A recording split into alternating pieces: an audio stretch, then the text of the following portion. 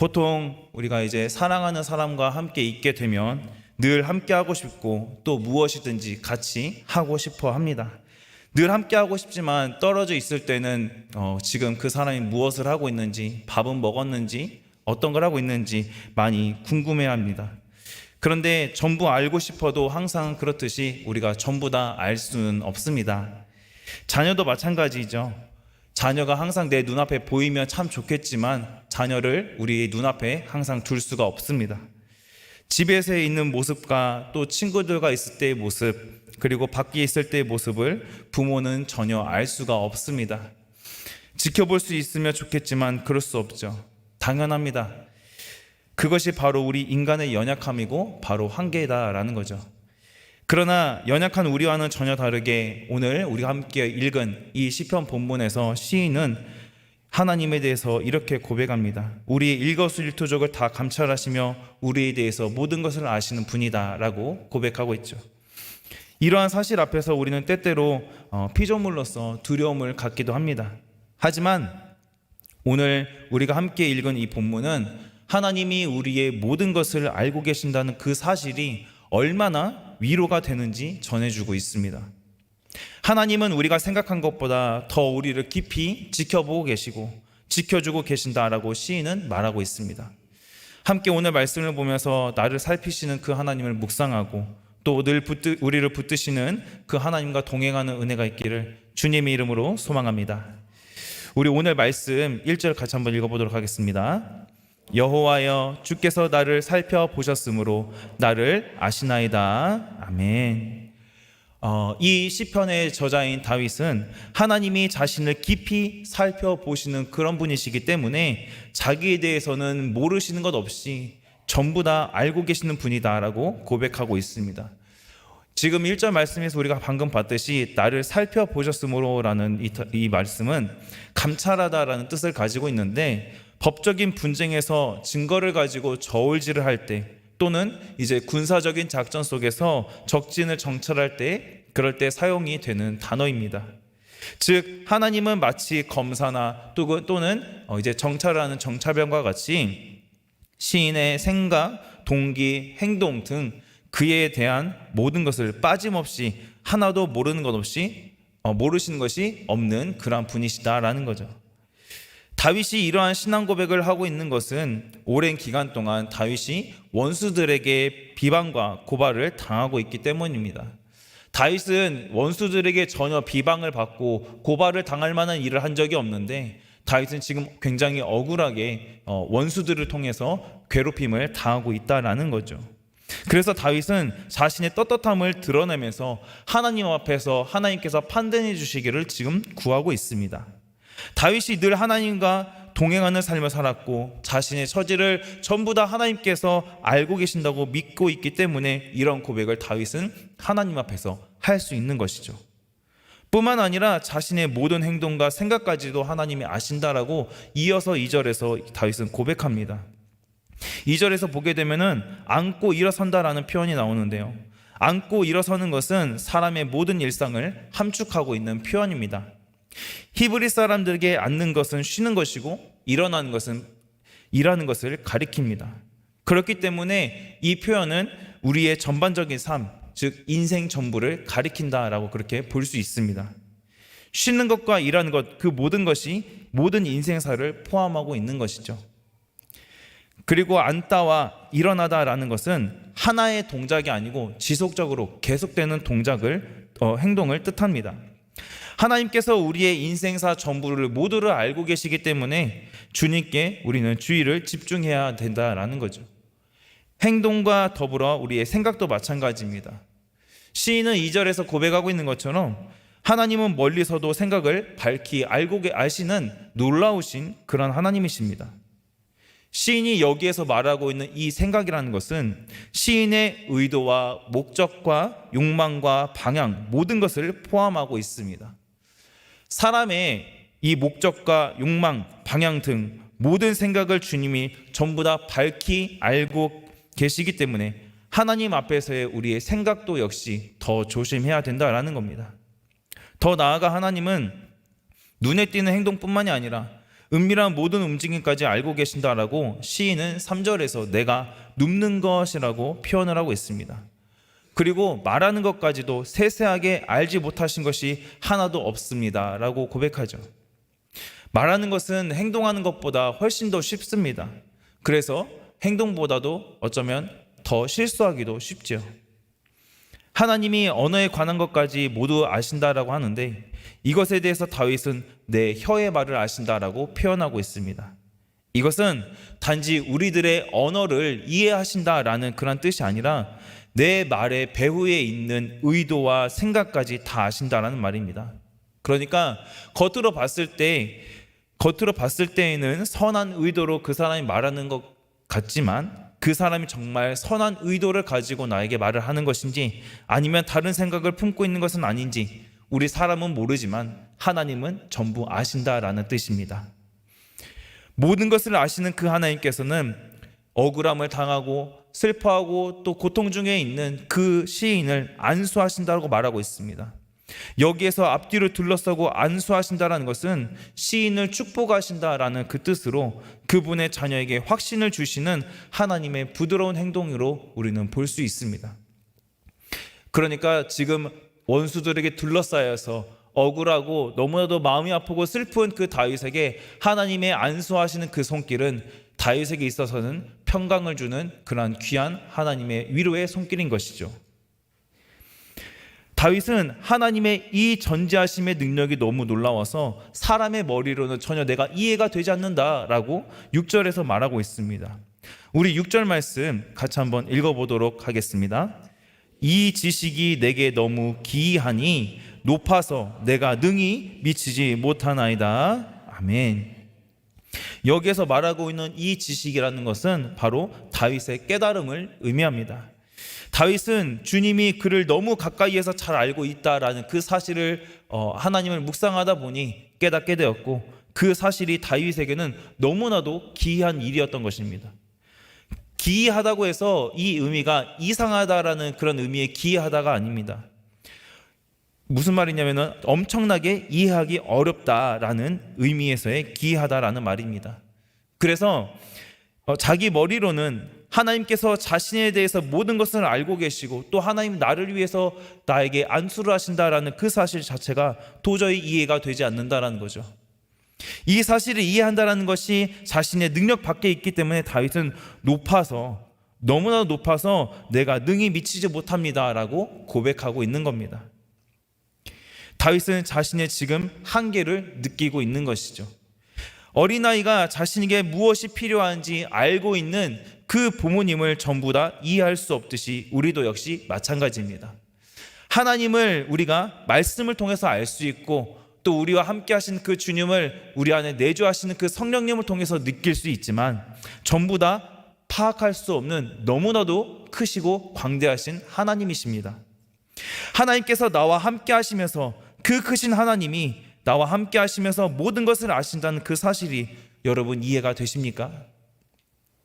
창조주와 피조물로서의 관계로 생각하게 되면 우리가 조금은 이해할 수 있을지도 모르겠습니다. 하지만 우리는 유한한 존재이기 때문에 정말 크시고 또 무한하시고 한계가 없으신 그 하나님에 대한 모든 것을 결코 알 수 없습니다. 하나님께서 모든 인간에 대해 알고 계신 이 능력은 사람들이 도저히 우리의 머리로는 이해할 수 없을 정도로 놀랍고 위대한 일입니다. 하나님이 우리의 말과 행동 그리고 우리의 마음 깊은 곳에 있는 그 생각까지도 다 밝히 알고 계시고 분명하게 아신다는 이 사실은 우리에게 위로와 평안함, 소망을 가져다 줍니다. 아까도 말씀드렸듯이 이 사실이 때로는 우리를 두렵게 하기도 한다고 했었죠. 왜냐하면 그만큼 우리를 하나님이 너무나도 잘 아시기 때문입니다. 그렇기 때문에 우리는 하나님 앞에서 늘 진실하고 신실하게 살아가야 하겠습니다. 하지만 그럼에도 불구하고 하나님이 나에 대해서 너무 잘 아신다는 그 사실이 우리의 마음을 위로하고 또 평강을 가져다 준다라는 거죠. 왜 그렇습니까?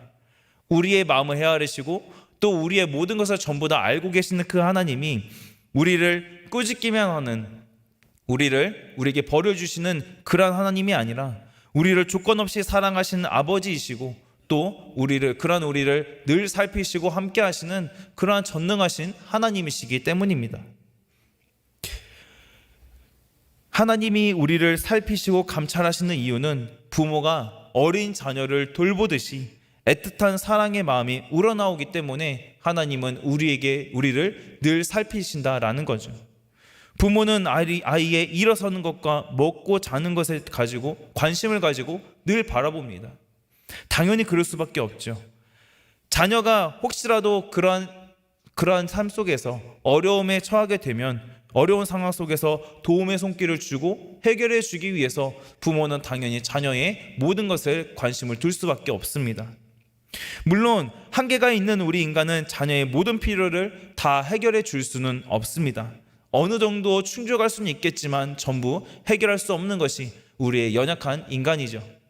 하지만 전능하신 하나님께서는 자녀인 우리가 어떤 상황에 처해 있다 할지라도 우리를 사랑하실 뿐만이 아니라 우리가 해결하지 못하는 문제의 열쇠까지도 전부 다 가지고 계시는 지혜가 무궁하신 그리고 능력이 많으신 하나님이십니다. 이러한 전지전능하신 하나님이시기 때문에 하나님의 자녀인 우리에게 진정한 위로가 되는 것은 당연한 것이죠. 때로는 우리가 어려움을 겪을 때도 있고 실패를 겪을 때도 있습니다. 하지만 하나님의 전지전능하심을 알고 그 하나님께 감사하며 늘 주님과 동행하는 자녀는 넘치는 위로를 받을 수 있다라는 사실입니다. 그리고 그로 인해서 새로운 힘을 얻게 됩니다. 혹시라도 실패한다 할지라도 그 실패하는 것으로 끝나는 것이 아니라 그 실패로 또 넘어지는 것으로 결코 그냥 끝나지 않는다라는 거예요. 반드시 다시 일으켜 주시고 새 힘 주시는 하나님이십니다. 다윗은 감탄합니다. 어떻게 그럴 수가 있지? 하나님께서 나 같은 사람을 전부 다 아신다고? 왜 하나님이 나를 둘러싸고 나에게 안수를 해주실까? 다윗은 하나님을 전혀 이해할 수가 없었습니다. 하나님은 원수들이 다윗을 고발하고 이 비방하는 상황 속에서 함께 하시는 하나님을 깨달을 수 있도록 은혜를 주셨습니다. 우리의 인생도 그렇습니다. 넘어지고 실패를 겪으면 스스로 봤을 때에 자신이 초라하게 느껴질 때가 있습니다. 그러나 스스로 초라하게 여기는 인생이라 할지라도 하나님은 우리의 삶을 결코 그렇게 생각하지 않으시고 그렇게 여기지 않으신다라는 사실입니다. 하나님이 나를 아신다라는 그 사실 하나만으로도 우리에게 감격이 되고 능력이 됩니다. 사방이 가로막고 있는 그 우겨쌈을 당해도 여전히 나를 돌아보시고 부모보다 더 세밀하게 살피고 돌보시는 그 하나님의 능력을 붙드시는 저와 여러분이 되기를 주님의 이름으로 간절히 소망합니다. 우리 7절 말씀 같이 읽겠습니다. 내가 주의 영을 떠나 어디로 가며 주의 앞에서 어디로 피하리까? 아멘. 다윗은 하나님을 향해서 이렇게 말합니다. 하나님, 제가 주님의 영을 떠나서 제가 어디로 가고 또 제가 크신 그 주님 앞에서 어디로 피할 수 있겠습니까? 라고 질문을 하죠. 다윗은 자기가 어디로 가든지 하나님으로부터 피할 곳은 없습니다 라고 말합니다. 즉 다윗은 하나님의 편재성에 대해서 고백하고 있습니다. 여기에서 말하는 하나님의 편재성이라는 것은 어디에나 계시는 하나님을 말합니다. 다윗의 고백처럼 하나님은 어디에나 계시기 때문에 우리를 지켜보실 수 있고 우리를 지켜주실 수 있는 하나님이십니다. 하나님의 편재성에 대해서 다윗은 8절에서 서로 상반되는 개념을 통해서 진리를 강조하고 있습니다. 바로 하늘과 스올이 등장을 합니다. 여기에서 등장하는 하늘은 가장 높은 곳을 상징하고 스올은 가장 깊고 낮은 곳을 상징합니다. 다윗이 스올에 내 자리를 핀다라고 말을 하죠. 침대를 준비하고 잠자리를 준비한다는 뜻을 가지고 있습니다. 그러니까 하나님께서는 다윗이 하늘의 높은 곳에 있든지 땅 스올같이 깊은 곳에 있든지 가장 높은 곳이나 가장 낮은 곳 어디나 하나님이 계시지 않은 곳이 없다라고 다윗은 고백하고 있는 겁니다. 그런데 시편의 다른 부분을 보게 되면은 스올에는 하나님의 사랑이 나타나지 않습니다. 스올에 떨어진 자는 하나님의 도우심을 얻지 못하고 스올에서는 주님을 찬양할 수도 없습니다. 그런데 오늘 시편에서는 주님이 스올에도 계신다라는 놀라운 고백을 하고 있습니다. 이것은 하나님의 보편적인 왕권에 대해서 말하고 있는 겁니다. 그러니까 하나님은 계시지 아니하는 것이 없는 분으로서 만왕의 왕으로서 다스리지 않으시는 것이 없음을 뜻하는 것이죠. 이어서 9절에 등장하는 새벽 날개와 바다끝도 비슷합니다. 새벽 날개는 해가 뜨는 동쪽을, 또 바다끝은 이스라엘의 서쪽인 지중해를 상징합니다. 하나님은 가장 높은 곳에서부터 가장 낮은 곳까지, 또 동쪽 끝에서부터 서쪽 끝까지 전부 다 주관하고 계시는, 늘 어디서나 함께하고 계시는 그 하나님이시다라는 거죠. 다윗은 이렇게 계시지 않는 곳이 없으신 그 하나님께서 자기와 함께 하심으로 전능한 오른손으로 자기를 인도하시고 보호하시는 하나님이시다라고 고백하고 있습니다. 우리 10절 말씀 같이 함께 읽도록 하겠습니다. 거기서도 주의 손이 나를 인도하시며 주의 오른손이 나를 붙드시리다. 아멘. 우리는 보통 평안할 때 하나님께서 함께 하신다라고 생각할 때가 많습니다. 그런데 극심한 상황 속에, 그 힘든 상황 속에 놓여 있을 때는 마치 하나님이 함께 하시지 않는 것처럼 그렇게 우리가 생각을 때로는 한다라는 겁니다. 우리는 환경이 어렵고 또 나에게 지속적으로 고통스러운 그 상황 속에서 하나님이 과연 우리와 함께하고 계시는지, 나와 하나님 지금 함께하고 계시는지 그 하나님께 물을 때가 있습니다. 그리고 이 고통 속에서 내가 드리고 있는 그 기도에, 진정한 그 나의 기도에 정말 귀를 기울이고 계시는지 의심하기도 하죠. 그래서 때로는 우리가 입술로 걱정이나 염려를 할 때도 있습니다. 오늘 말씀에 나와 있는 것처럼 흑암이 나를 덮고 밤이 될 거라고 말할 수 있습니다. 하지만 주님 앞에서는 더 이상 어둠이 아니게 됩니다. 왜 그렇습니까? 밤도 나처럼 환하게 비추실 수 있는 분이 바로 하나님이시기 때문입니다. 하나님은 음부의 고난과 멸망이 다윗을 삼키지 못하게 막아주셨습니다. 다윗은 분명히 그 개인적으로도 능력이 뛰어난 사람이었습니다. 그러나 다윗이 모든 고난을 이길 수 있었던 비결은 오직 오늘 말씀에 등장하는 것처럼 하나님의 은혜였다라는 사실입니다. 우리도 마찬가지입니다. 하나님이 우리와 함께 하시는 것을 인식하든, 내가 혹은 하나님을 내가 인식하지 못하고 있든, 어쨌든 간에 우리가 인정을 하든 인정을 하지 않든 우리의 상태와 상관없이 하나님께서는 언제 어디서나 우리와 함께 하신다라는 것입니다. 그만큼 하나님이 우리를 사랑하고 관심을 갖고 계신다라는 거죠. 내 상황이 어렵고 당장 해결이 되지 않은 것처럼 보이니까 우리가 때로는 하나님이 함께 하시지 않는 것처럼 느낄 수 있습니다. 그러나 성도가 어느 곳에 있든지 하나님은 그곳에서도 함께 하셔서 자기 백성을 인도하십니다. 어렵고 힘든 상황에 닥치면 마치 나 혼자 있는 것 같고 외로운 시련 속에 있는 것 같다 할지라도, 하나님만은, 세상은 나와 함께 하지 않는다 할지라도 하나님만은 나와 함께 하시며 도우시는 분이십니다. 이렇게 억울하고 고통과 슬픔이 있는 이 유한한 세상 속에서 하나님은 우리가 옳은 길로 갈 수 있도록, 또 하나님을 붙들 수 있도록 힘을 주시고 함께 동행하시며 우리의 영혼을 보호해 주시는 하나님이십니다. 이 사실이 여러분 믿어지십니까? 우리가 이 사실에 대해서 왜 아멘이라고 그럼 대답을 할 수 있습니까? 지금까지 우리가 살아온 이 인생을 돌아봤을 때 신앙생활을 하면서 나를 도우시고 인도하시는 그 하나님을 우리가 경험했기 때문에 이렇게 우리가 그 질문에 아멘이라고 대답할 수 있는 건 아니겠습니까? 그렇기 때문에 우리는 하나님께서 언제 어디서나 함께하고 계신다라는 것을 신뢰하고 의지할 수 있는 겁니다.